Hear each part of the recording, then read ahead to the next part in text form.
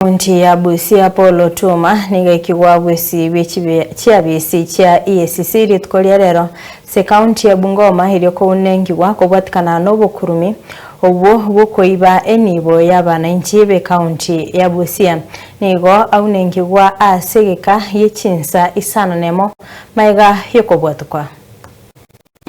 And they wanted us to clarify in terms of some issues that had arisen in Bosio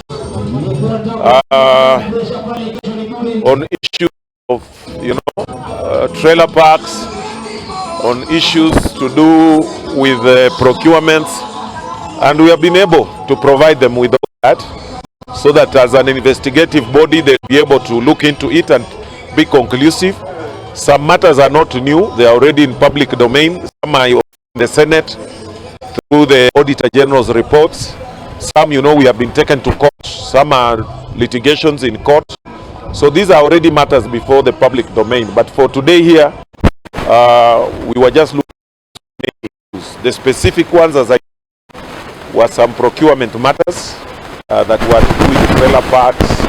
Remember, Bosio is a frontier border county, and we have been struggling with how to come up with trailer parks.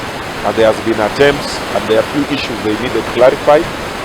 There has also been issues to do, as I said, with the procurements from various companies. I may not be able. I think some of those people have been called here to look into it as part of just their institutional mandate. And I'm sure if there will be anything, then they'll be able to speak for themselves, to be able to carry over or maybe involve now the other necessary government institutions.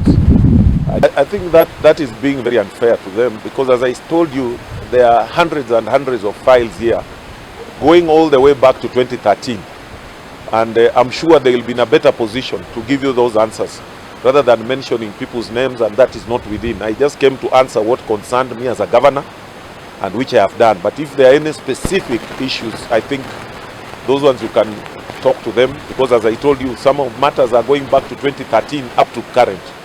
Thank you.